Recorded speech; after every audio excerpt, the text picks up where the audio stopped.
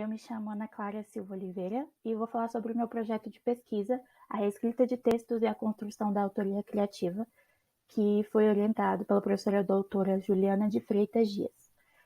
Esse projeto tem como objetivo buscar compreender a construção do sujeito-autor por meio da reescrita no âmbito da escrita criativa em 3 gestos, que são os gestos do impulso, o gesto da intuição e o gesto da pulsação. A reescrita, mais especificamente, entra no gesto da intuição, que é o segundo gesto que vem depois do gesto de desbloqueio. E a reescrita entra como caminho da autoria criativa e da consciência estilística. E foi exatamente isso que eu queria tratar nessa pesquisa. E para que isso fosse possível, eu coloquei 3 questionamentos, 3 perguntas que guiaram essa pesquisa, que foi por que escrevo, por que não escrevo e por que reescrevo. Todas em primeira pessoa, porque exatamente uma das partes mais importantes do meu percurso metodológico foi um relato autoetnográfico. Eu comecei com um texto autoral e ao longo da pesquisa inseri a minha própria vivência, a minha própria relação com a reescrita, junto com todos os dados. Os dados que foram gerados pela disciplina de oficina e produção de texto, também ministrada pela minha orientadora, e esses dados são textos autorais também de outros graduandos, que eles entregaram como em formato de portfólio, então um compilado de textos autorais e de diário de bordo, que foram analisados estilisticamente e principalmente as primeiras versões e reescritas.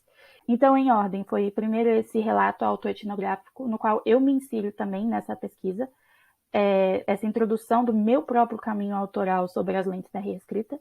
Em seguida, os diálogos teóricos sobre estilística e sobre autoria, e a análise de textos, que eu fiz uma avaliação das técnicas de reescrita utilizadas e identifiquei marcas de autoria que surgiram dessas técnicas de reescrita.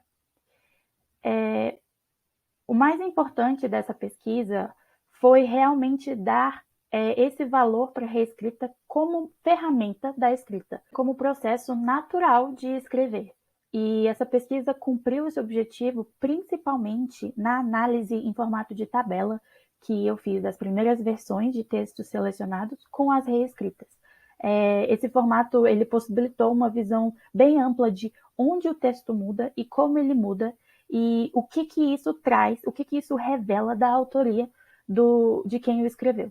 Então, ao analisar técnicas como corte de palavras, como inversão de parágrafos, e analisar diferenças como a descrição e a ação, isso possibilitou enxergar traços estilísticos próprios dos graduandos, dos escritores, e também colocar em perspectiva o meu eu autoral.